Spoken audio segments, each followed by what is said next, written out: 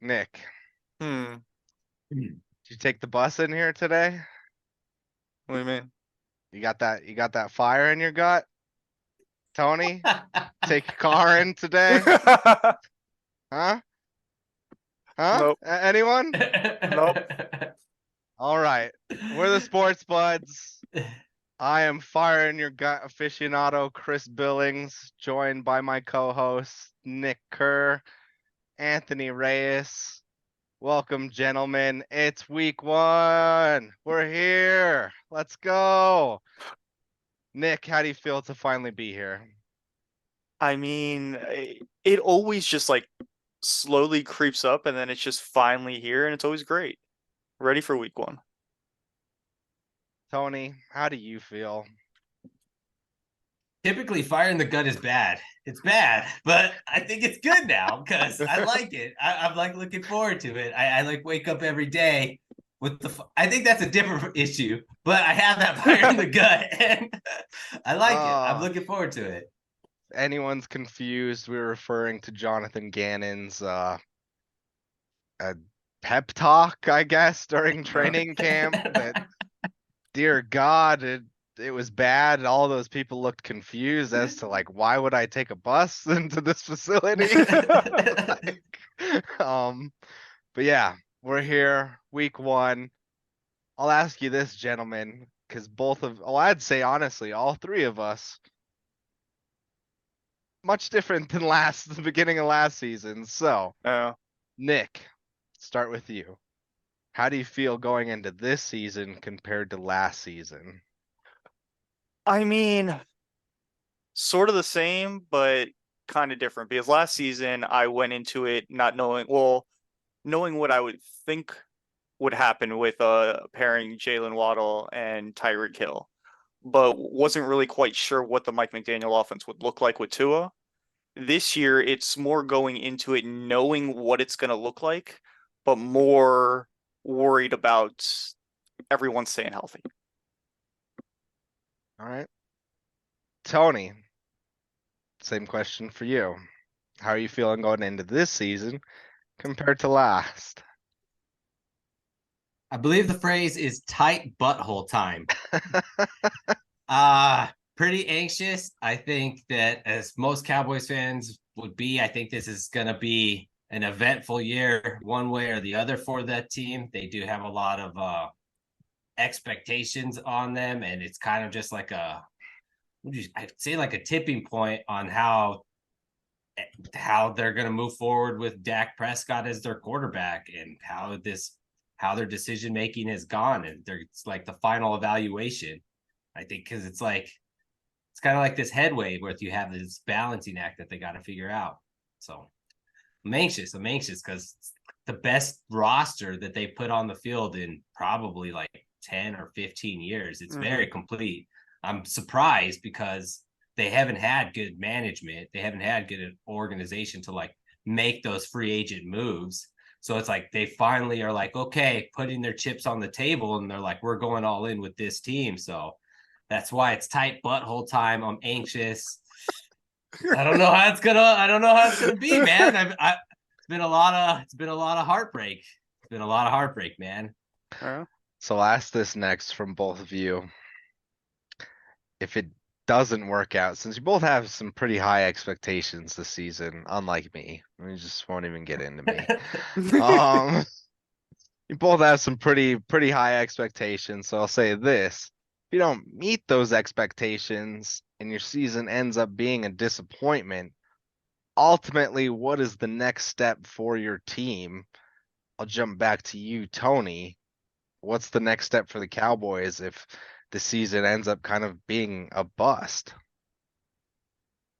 I think I think it really depends on how the disappointment happens. If it's like they lose in the NFC Championship game on last second field goal, or they lose in the Super Bowl, or they lose like in one of those games, I think they're going to be like, okay, we're in the right direction, we're making the right moves, double down on everything we're doing, extend Dak, keep McCarthy, see if we can go ahead and make Parsons the highest paid player in football, and do everything that they need to do on that regard. But if they go and they lose like they go to Seattle and they lose a playoff game, or they go to New Orleans and they lose a playoff game where you're like, what? Or they get upset by someone in Dallas as they host a playoff game, then I'll be like, okay, I guess stuff is changing, and then the Trey Lance conversation can begin, and then you can have this other conversations about, yeah, this Dak Prescott isn't him. He's not a franchise quarterback. He's like another Kirk Cousins-esque quarterback where if everything is perfect around him, maybe, but he's not that guy, and that's what we'll find out. Right. Nick, probably not as easy of an answer as Tony, but what would be the next step for the Dolphins if the season winds up being unsuccessful? And I mean, I go with what Tony says as well. It depends on what you consider unsuccessful. Like if this team, they expect to be competing for the AFC East. I say and unsuccessful, you get third in the division, miss the playoffs, or Yeah, you lose in a wild card game. So with that, it would all depend on what it was. If it was Tua missing half the season, then we're still tied to him for another year. So it would be more about trying to find a backup. But if it's something like defense just still giving up tons of points, but the offense is playing really well and Tua plays 15, 16 games, then it might be starting to look at getting rid of some of those high-priced defensive players. Nick, answer me this honestly. Do you think when Mike McDaniel goes to sleep at night, there's just a little thought in his head, a little thing that itches away at him where he wishes that he got Trey Lance instead of the Cowboys? I don't know. I think that if he really wanted him, he would have went after him. And because him and But I Kyle don't think Shanahan are they could buddies, have after, getting Mike White. I think after getting Mike White, it's just that's not happening. I would say I think it pre could. Mike White, had you done this deal to get Trey Lance, Yeah. I like, mean, like Tony was saying in our group text, the Cowboys aren't really paying anything for Trey Lance over the next couple of years. They would have easily eaten that Mike White contract and just had rolled over the dead cap. and also there's the politics of you don't want to necessarily put that pressure behind Tua after a season in which the coach finally went all in on him. Yeah. I understand that aspect, but like I said, be honest with me. Do you think there's just a little bit of McDaniel that wishes that he had Trey Lance I mean, I think in there that were two QB good. room? I honestly don't know. I never don't really think thought so. about it. I don't think so, but who knows? Because Mike reason- McDaniel is definitely part of that decision to draft Trey Lance in San Francisco. All right. Yeah. I was gonna say the reason I said I don't think so is those dudes are wired differently. Like, Mhm. and they all are part of that Shanahan family, and it's like ironically they see what's happening with him and his whole quarterback situation. But like McVay schemed up Jared Goff, and like Yeah. McDaniel was like psyched for Tua and was like, nope, I can figure out a way to make Tua work. And like that's how they think. And they're like, no, like, what are you talking about? If they want like any quarterback, they're like, they want like the ideal quarterback, but most of them don't even think like that. I don't know. They're just weird. They're wired differently. No, I agree. I think we honestly have a lot of John Grudens in disguise in the NFL now that they'd rather have project QBs than a high priced guy. I think honestly, I think Sean Payton's in the same boat of where like, yeah, I'm gonna give Russell Wilson a try, but I'm not afraid to just throw in some random ass guy to turn around and pass the ball off to a run first offense. So I get what you guys are saying. All right. Let's talk a little college football before we get into our picks. It was a big weekend, as you can see. I just want to hear about the implications they might have on the NFL. I'll start with myself. I think that Caleb Williams had an amazing game for USC, and that just further solidifies that, like, yes, the Cardinals need to find a way to just sit Kyler Murray this season. I think based off what you saw from Caleb Williams in that USC game, that it would be malpractice to play Kyler Murray this season without just trading him. So that's some insight I got from college. Tony, we'll go with you next. We did talk about this a little offline. I agree with you. Some of those throws Caleb Williams were making, dear Lord, good luck college defenders dealing with him. But Drake May from North Carolina was also very good. He's going to be a pro prospect as well. I was surprised when I was watching the highlights of him play.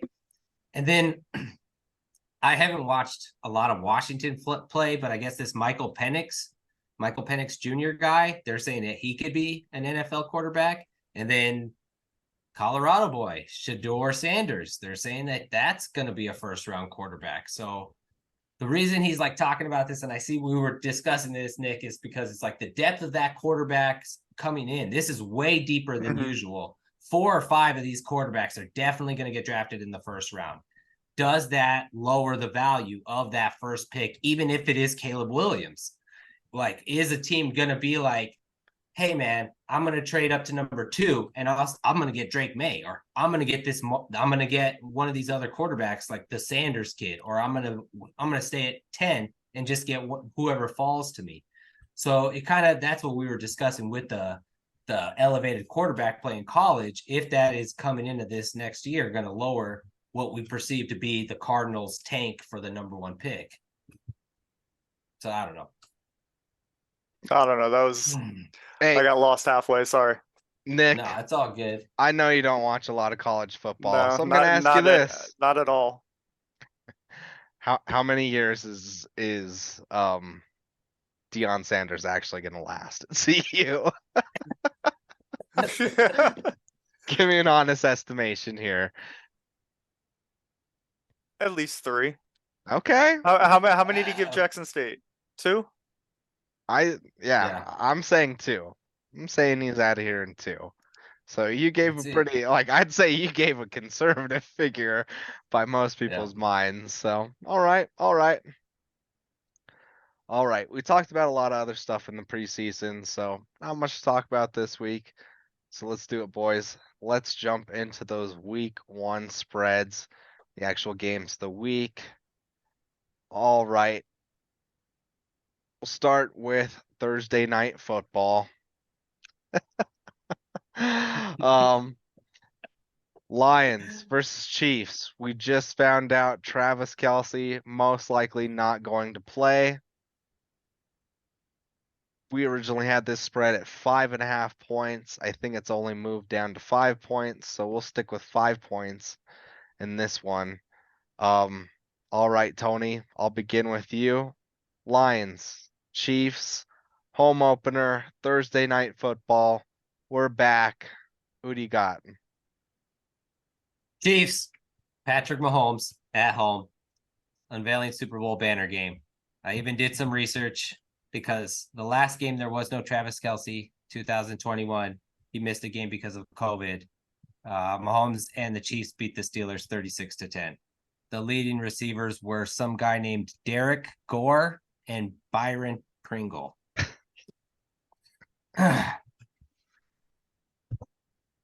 So yeah, I'm sticking with Chiefs.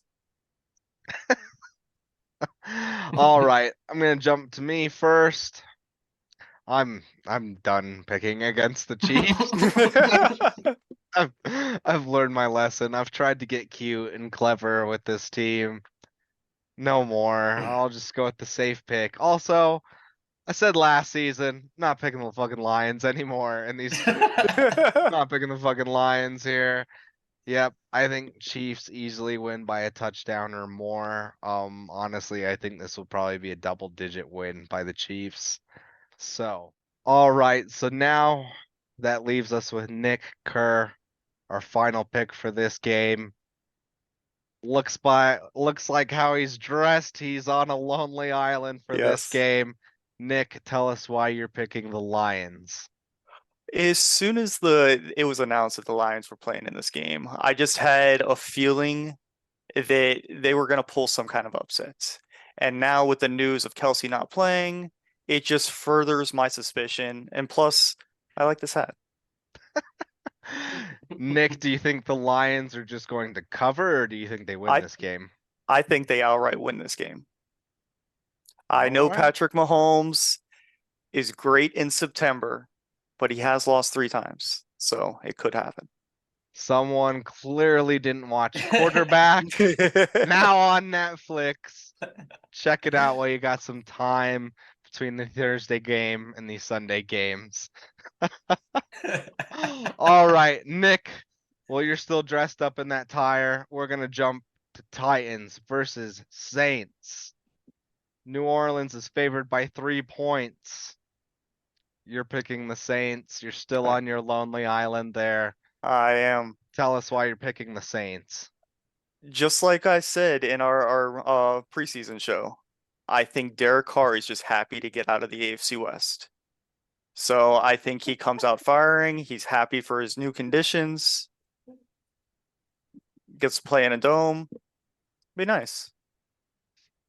Derek Carr, take me with you. Get me the fuck out of the AFC West, please. Oh man. As we talked about in previous episodes, I can't go with the Saints in this one because I don't know what Dennis Allen looks like. Pretty sure he has a goatee. Has not been confirmed yet. We'll check back with you next week. But no, I'm still gonna go with Ryan Tannehill, Derrick Henry. I think those guys had a misstep last year that was a bit of a fluke. I think them and Vrabel get it turned back around, and they're going to be in contention to win that division this year. I think the Titans easily win this by a touchdown or more. Tony, tell me why I'm correct in picking the Titans. Tell you why you are correct. I do agree with you. I do think the Titans are going to pull this upset. I think Ryan Tannehill has bested me enough. I'm pretty salty. I can't bet against him. So I'm gonna say Titans, man. All right, next up on this rotation is Panthers, Falcons. We have the Falcons favored by 3.5. Looks like a lot of faith in what Bijan Robinson and Desmond Ritter bring to the table. Panthers. I don't know what to say about that, man. We're all picking the Falcons. Tony, tell me something nice about the Panthers. Bryce Young's first start. We've got a new coach as well. What was his name? I forget his name, man. They're trying hard. They're trying hard there. They got a new coach, a new quarterback. They're ready to go. Fresh start. It's nice enough. We'll go with it. All right. Yeah. Next, we're gonna go with Buccaneers at Vikings. The Vikings are favored by 6 points. We're all going with the Vikings. Nick, why are you going with the Vikings? Kirk Cousins. You fell in love with them during quarterbacks. Now on Netflix. Yep. And honestly, I think this Baker Mayfield experiment with the Bucs, they're gonna go through a little bit of a drought now that Tom Brady's retired. I'm honestly still shocked that Baker Mayfield is kind of the starting QB for the Bucs. So yeah, but also yes. Wait. What does your notebook say about Kyle Trask? What does your notebook say about Kyle Trask is not starting week 1. The question mark has been removed. But hey, check back with us in week 2. The question mark on Kyle Trask might come back. Kyle Trask mysteries continue this season on the NFL. But yes, ultimately, Kirk Cousins, I have a boy crush on him now. I really do want to go shopping at Kohl's with him.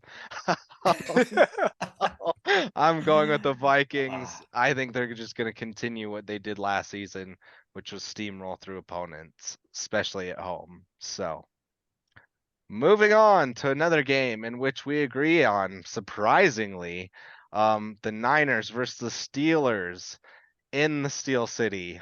2.5 points. the Niners are favored by in this game. Yet we're all going with the underdog and the Steelers. Me personally, I'm going with the Steelers because there's a little talk that the Steelers might actually be good. And that Mike Tomlin guy never had a losing season, so that kind of helps as well. Niners are also slow to get out of the gate most seasons just because they don't give a shit about preseason. So Tony, tell me why you're going with the Steelers. No Nick Bosa for the Niners, week 1, most likely. I'm liking that as well. Kenny Pickett at home underdogs. Mm-hmm. I think it was Jalen Warren. Jalen Warren, Najee Harris got a solid backfield. Steelers are set up for this upset. This is just like picture perfect, like you were saying. Too much overconfidence in the Niners and Shanahan. Brock Purdy's first game back is going to be against this defense. Like they good luck, man. They got a lot of playmakers on that defense. TJ Watt is healthy back. Like I could see a Minka Fitzpatrick pick 6. Yeah, we could see Sam Darnold in this game. I don't know. I don't know. This Steelers defense is going to look good in week 1 for sure. So yeah, I love the fact they're at home and they're an underdog. Nick, Tony, thank you. I can always rely on you guys to tell me who's actually playing for the Steelers. Nick, why are you picking the Steelers? A lot of the same reasons Tony did. I originally had the Niners on this, but I got swayed by talking to you guys. I think just with the way that the Steelers ended last year, I think they just built that momentum going into year 2 for Kenny Pickett and George Pickens. Fair enough. Fair enough. All right. Going back, Texans at Ravens. Baltimore favored by double digits, 10 points. Nick, tell me who you're picking in this game. I'm taking the Texans in this game. I believe that the Ravens still win. I just think the spread's too high. Same here. I just think that's way too high of a spread for week 1. It's I think the Texans will play it a lot closer than that. Most likely be within a touchdown. But also Ravens, another team that can sometimes come slow out of the gate. So, all right, that leaves us with Tony.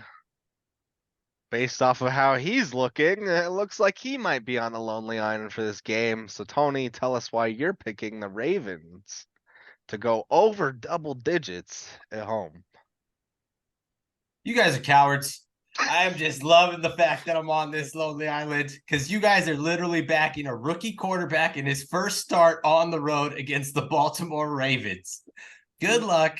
Good luck. I don't care if that spread was 14 points. The Ravens are going to crush the Texans. So rookie quarterback starting his first game. Ohio. He couldn't beat Georgia. Like, come on, man. This is going to be a blowout game. Odell Beckham Jr. will probably catch a touchdown. Zay Flowers will catch a big play. Like, I just think that this is a blowout waiting to happen. Texans on the road. Like, I'm not afraid of the double digits at all. It's week 1, man. Like, don't sue me, big brother, but expect the unexpected. Like, come on. Tony talking like that, it's having given me flashbacks of that 59-10 a few years ago the Ravens put on the Dolphins week 1. So anything could happen. Like, that's a professional organization over there. The Ravens know how to play. The Texans are in like a brand new coach, rookie first head coaching, rookie head coach, rookie quarterback. Okay, yep, blowout. They got a lot to learn. Just means they don't have tape on them.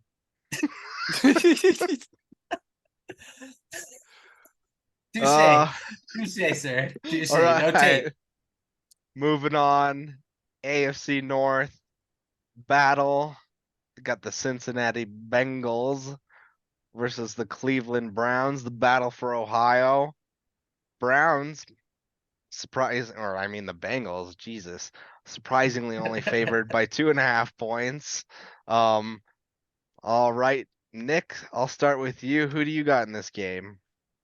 I'm taking the Bengals. I think even with a hobbled Burrow, they can win this by at least a field goal. There's just too many weapons on offense, and they got a pretty good defense as well. Yeah, I still don't believe this Deshaun Watson, Browns Still don't believe in them. Yeah, I'm going with the Bengals just because they've shown it to me in previous years. They have the better QB. The Browns have just been a hype train. Like, I hear so much about them for a team that does fucking nothing.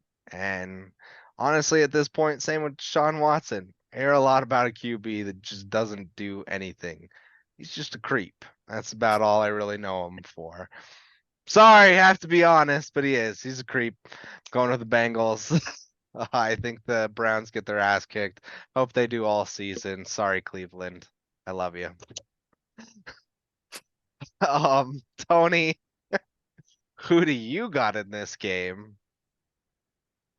Yep, this is the cowardly side of the Lonely Island, I guess, because I don't feel good about backing the Browns one bit. Let me tell you, Deshaun Watson is a creep. I don't know if the city of Cleveland is feeling that love, Chris Billings, but let me tell you, the Browns do still have Nick Chubb, the best running back in football. They do still have Myles Garrett, one of the best pass rushers in football. Hobbled Joe Burrow. I don't know. He doesn't play the Browns very well. Browns are at home. I think the Browns win this outright. Browns upset. Why'd you have to pop that top button? Because you're sweating this pick a little bit? Little bit, man. I'm not gonna lie, dude. Betting on Deshaun Watson, how can you not sweat? At least I don't have to pay him. Sweating more than his masseuse right now. Or his lawyer. Oh, or his PR team. Jesus. Jimmy Haslam, you idiot. Seriously, why? Yeah, like desperation. It's yuck. Go away, Cleveland Browns. Jaguars at Colts. Speaking of desperate teams, Jaguars favored by 5 points in this game. Divisional matchup. I'll start with myself. I'm going to Jags. I think the Jags will do all right this year. They're going to compete to win that division. I think they'll most likely get one of the wild card spots, potentially. Like I see a lot of upside for the Jags this year. I see a lot of downside for the Colts. And yeah, that's the Colts are just bad. They're going to be competing with the Cardinals for worst team this year. Just meddlesome owner. They haven't been right since Peyton left. Can't say much here, but yeah. Nick, what about yourself? Who are you picking in this game? I'm also gonna go with the Jags. I think they finished out last year strong, and this Colts team is going to go through some growing pains with Anthony Richardson, especially not having Jonathan Taylor for the first 4 games at least, if he doesn't get traded away before that 4-game PUP is up. I think Jags win this by at least a touchdown. All right, Tony, you're still in your outfit, so might as well pop another button because it's getting sweaty out here. Why are you picking the Colts? This one isn't about the button. This one's about the nose, okay? I looked at these slated games right here, and let me tell you, Jaguars Colts is the easiest one to pick on this slate of games next to Texans Ravens. It stinks. I can smell that from a mile away. I don't want no part of this. This smells everything like a late field goal by the Jags, winning this game because it's the opener, and this game stinks. I want no part of it. Colts at home. All this bad PR, Nick over there lusting for Jonathan Taylor, making this trade want to happen. This game stinks. Trap game right here. Kudos to the NFL schedule makers. I know the Colts have had their problems with the Jags in the past. This game stinks. Field goal win by the Jags. You heard this here first. Stinks. Colts covered. You had me worried there for a second. You started talking about using your nose. I thought you were talking about Jim Irsay. And I was like, I don't want our show getting sued or anything. Like, let's smelling stinky lines from Vegas. Yeah. Betting lines. All right. forward, we got the Cardinals at the Commanders, or the Commies, as I like to call them. New ownership there in Washington. A little more hype going on. Sold out crowd this weekend. Things to be excited about, even if they're carrying forward Rivera from last season. We have Washington favored by a touchdown in this game. Cardinals really, really, really, really, really, really bad, as we've said in this show. We cannot stress that enough. Nick, who you got in this game? I am gonna go with the Cards in this game. Not that I think they're actually gonna win, but I believe that both of these teams may be near the top of the draft next year. But I think Washington is happy Dan Snyder's gone, and they end up winning this game late, but I don't think they cover the touchdown. Could be a push. All right. All right. Tony, who do you got in this game? I think the Commanders are going to win, but I agree with Nick completely. I had feelings of a push written all over this, where the Cardinals come back and make some late garbage time touchdown to just lose by 7. You both are shameful, shameful. You don't listen to the own advice on your own goddamn show. Been saying all preseason how the Cardinals suck. And now you guys pick the fucking Cardinals. You're confusing the viewers. I'm coming to you from a lonely island to tell you, take the Commies this weekend. They're going to win over a touchdown. It's going to be an electric crowd there in Washington. There will not be shit flowing from the pipes. It'll be electricity flowing from the pipes. Not in a lethal way. Not in a way where you're going to sue the owner. But no, in a way where they win football games by double digits. Pick the Commies. Trust the lonely island. Go with Billings. Nice.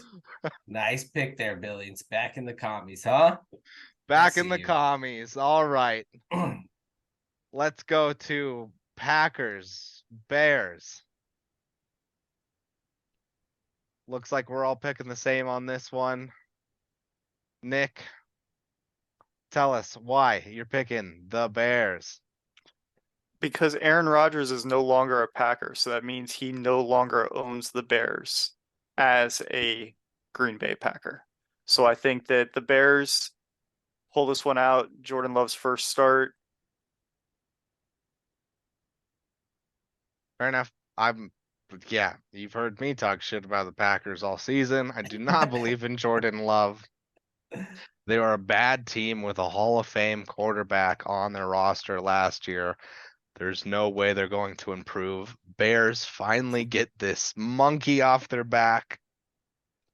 That little Packer monkey holding its cheese, get it off their back.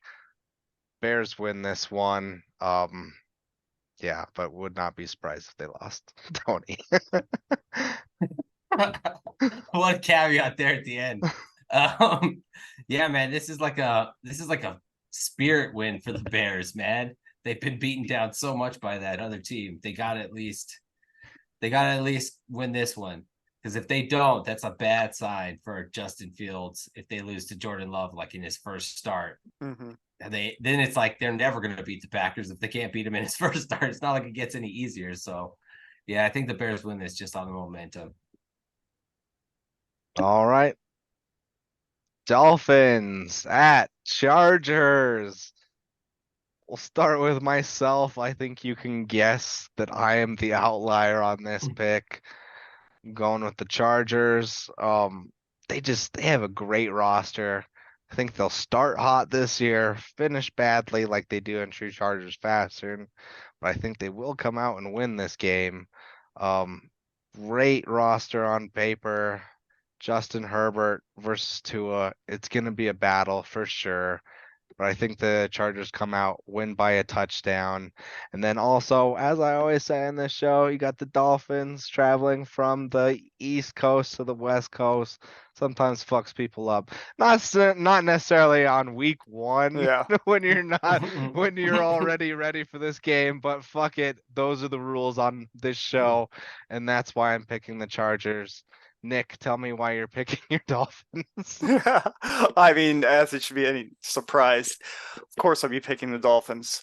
But I think that year two, Mike McDaniel, Tua, they want to get back. They felt embarrassed last year when they went out to California, first losing to the Niners and then losing to the Chargers. I think they want a little bit of payback, and I think that they do get it this week. I don't think that the travel is going to be a factor. They've had 10 days off since their last game. They'll be able to travel out there early. It's the rules, man. I don't fucking make them up. I'm just the host, bro. Tony, who are you picking in this game? I'm disappointed in you, man. I'm gonna explain why I'm picking the Dolphins to win this game. It's gonna be That pretty makes easy. something you and my parents have in common. So go ahead. Defensive coordinator for the Dolphins is Vic Fangio. Offensive coordinator for the Chargers is Kellen Moore. The last time those two matched up, I believe Vic Fangio was the coach of the Broncos and Kellen Moore was the offensive coordinator of the Cowboys. How did that game go, Chris? Pretty good. Oh, really? Oh, pretty good, huh? Why did it go pretty good? Vic Fangio got fired that season, so tell me why that game went so well. Hey, man. Hey. I'm just a guy on my lonely island trying to defend the Chargers. Okay. Which is a surprise in itself. Just spoilers, man. Vic Fangio's got Kellen Moore figured out. He's not going to be able to come up with anything. And I'm like, okay, Mike McDaniel's got all this extra time to prepare for that Chargers defense. Like, he's going to have stuff cooked up with Waddle and Hill. So, and I don't know, man. I'm going to go with the better coaching. Give me the Dolphins. All right. Herbert, Tua, they both going to get over 400 yards in this game. No. Cowards. I say they both go for 3. Yeah, like 4 is a lot, man. 3. I say they both go for 3. Yeah, 3 is about right. It's whatever. 400 yards. You heard it here first. Tua and Herbert. Go to MGM. Make that bet right now. Do it. Yeah. All right. Moving on. AFC West rivals. We got the Raiders versus the Denver Broncos here in Mile High. I'll be out at that game. Denver's favored by 3.5 points. Nick, who do you got in this game? I believe that the Broncos will win this game, but it's at 3.5. I think they win this by a field goal. I'm in the same boat. I picked the Raiders because I think the Broncos only win this by a field goal. That half point, just can't trust it. Tony trust it. Tony, clearly he didn't get told stranger danger as a kid. Tony, tell us why you're picking my Denver Broncos. This right here is the perfect game to get the blood flowing to your Broncos faithful there in Colorado. A shitty divisional opponent in the Raiders, Jimmy G's first start. Bad coach and Josh McDaniel, who I know is getting booed in this game. And then Sean Payton on the sides. He's going to run it up. I bet you Sean Payton runs up the score in this game. Broncos win by double digits. You heard that here first. Broncos blow that Raiders team out in this game. Just a bad formula. It's like the Raiders are not a good team, and the Broncos are like trying to overcome all the bad juju from last year. Bad matchup. Like Broncos are going to blow that Raiders team out and get some of that bad juju out from last year. Heard it here first. Double-digit win for the Broncos at home. All right. I hope so. As somebody that'll be at that game, yeah, very much hope so. Yep. All right, we have Tony's NFC East rival, the Philadelphia Eagles, at the New England Patriots. Philadelphia favored by 4 points.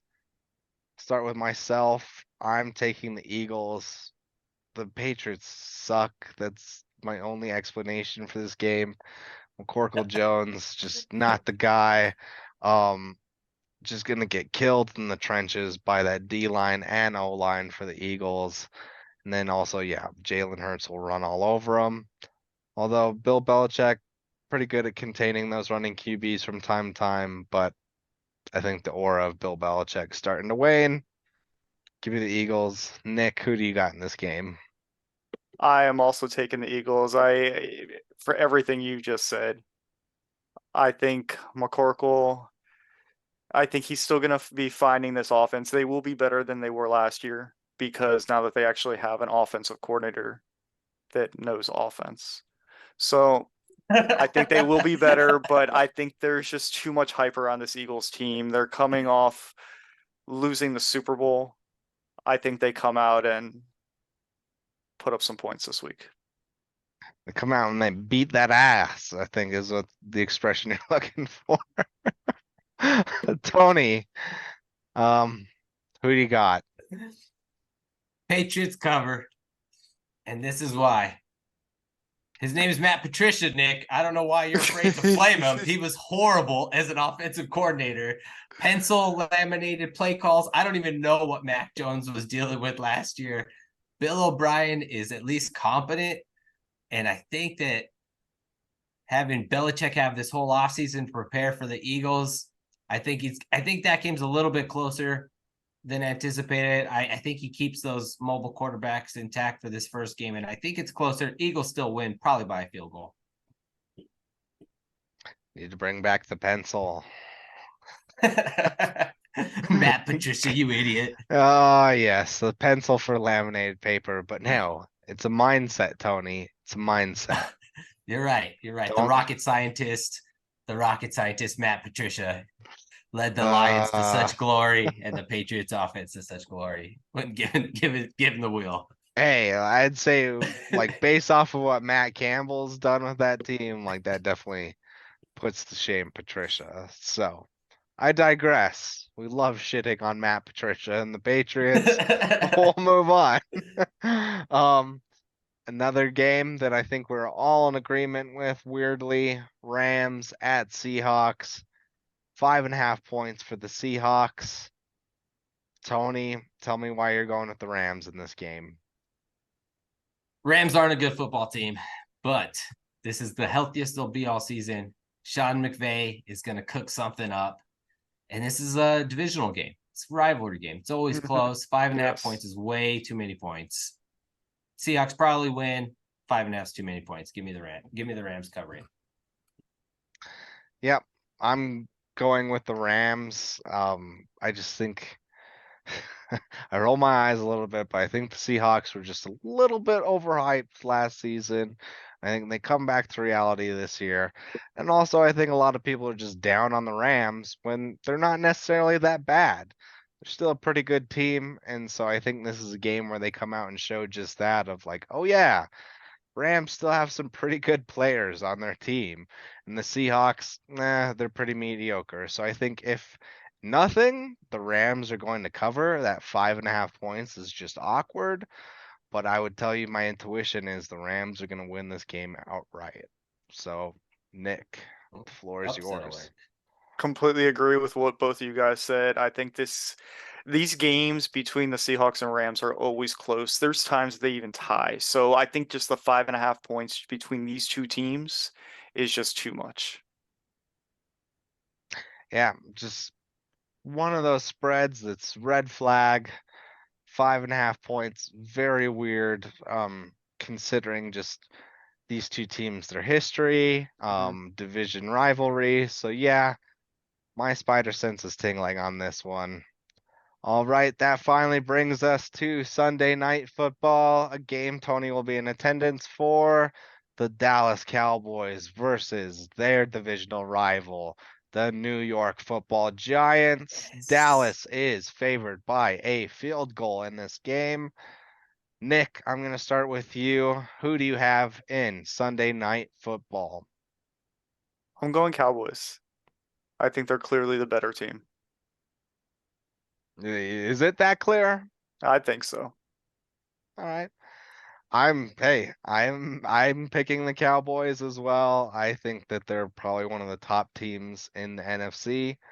And I think the Giants come back to reality a little bit this year. They had a good season last year for all intents and purposes, but yeah, I just don't see how they carry that forward, especially with the in-division competition they have.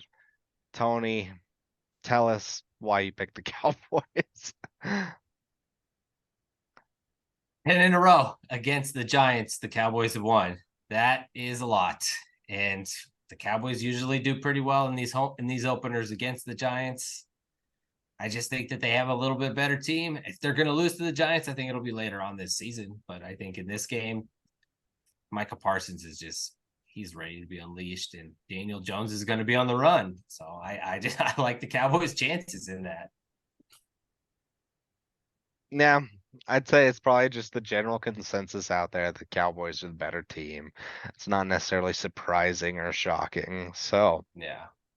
Last game of the week, Monday Night Football, yet another divisional battle. This time back to the AFC East.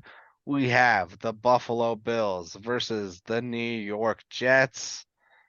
Buffalo Bills favored by 2.5 points, even with Aaron Rodgers sitting across the field.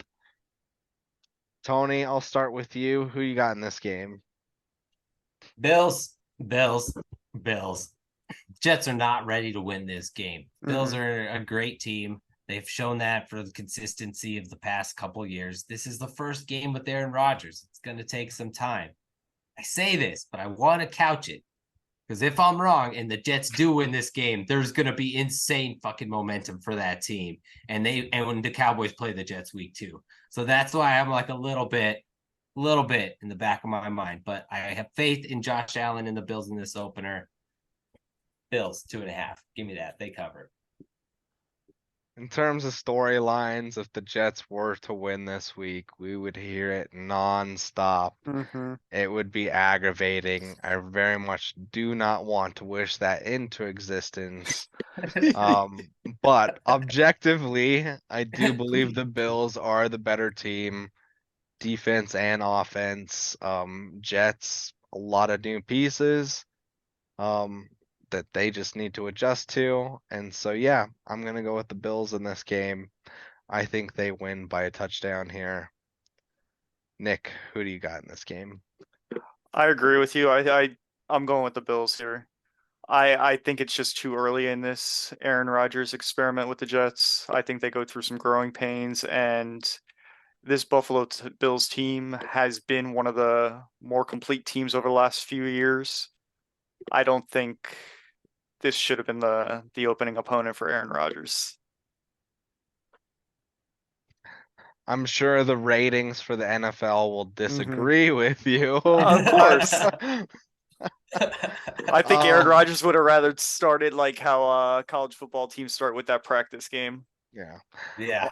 I'll ask this though, if Aaron Rodgers and the Jets do win, would you necessarily be surprised by it, No. Tony? Yes. I would be surprised. I'd be like, it's already, because like I said, that momentum will build so fast for that team. And they'll be like, they'll lock in so quick to everything that Aaron Rodgers, the kook, is saying and preaching. And then all of a sudden you'll just be like, oh, Garrett Wilson is the next Devontae Adams. And then you'll hear this little Mike Greenberg will show up in a Aaron Rodgers jersey, and you know what will happen. I'll be very surprised. I'll be like, how did they beat them? Like, the Bills are they're tested, man. They're like AFC heavyweights, man. You're like consistently good. You're like, okay, they know what's up. I'll be very surprised if they're able to upset them. Didn't they beat them last year? Didn't the Jets beat the Bills last year? A couple times, I think they may have upset them. So I don't know. I think they may have once. Yeah, you may be right. They may have split. But go ahead, Villains. No. I hope it doesn't happen. Hope the Jets don't win. Don't want to wish that into existence. I guess it would be great for us to be able to talk about next week, but I'd rather not. I'm with Nick. I'm Nick. All right. We just skipped that game. Skip that game if the Jets win. Just want to talk about that.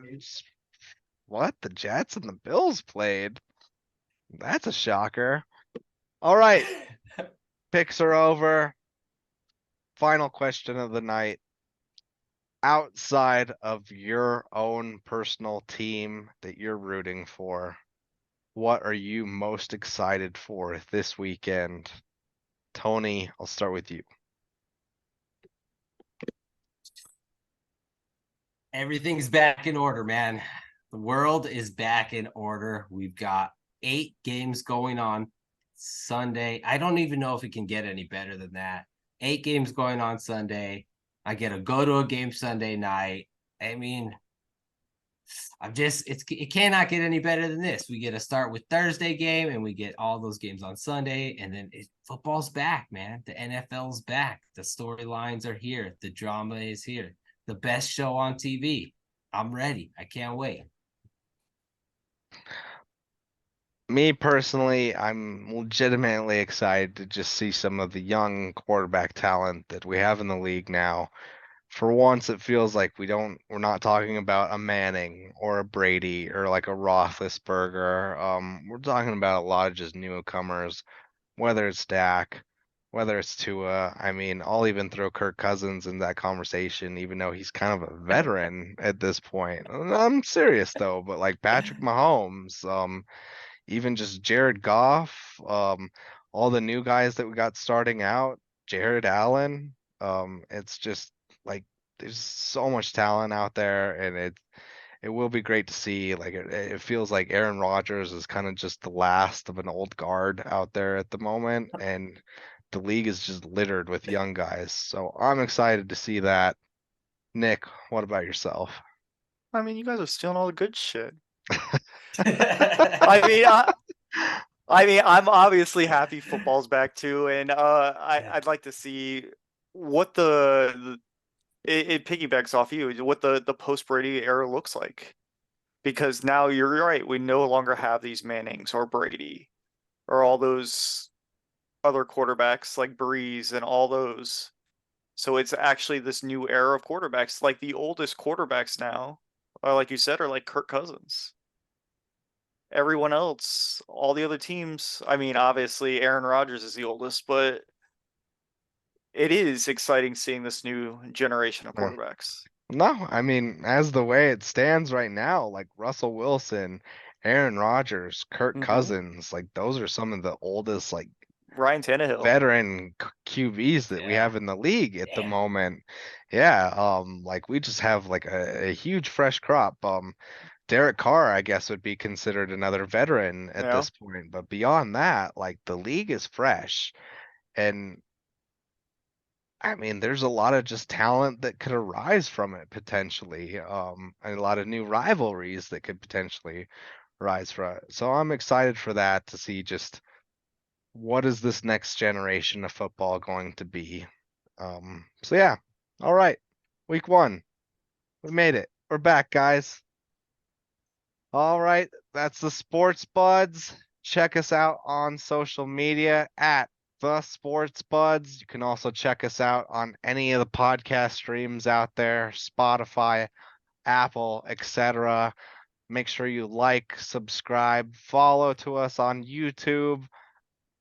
I'm Chris Billings. That's Nicholas Kerr. That's Tony Parlay Reyes. We're the Sports Buds collectively. Welcome back, football. Happy week 1, everyone. Thanks for watching the Sports Buds. Be sure to like, follow, and subscribe.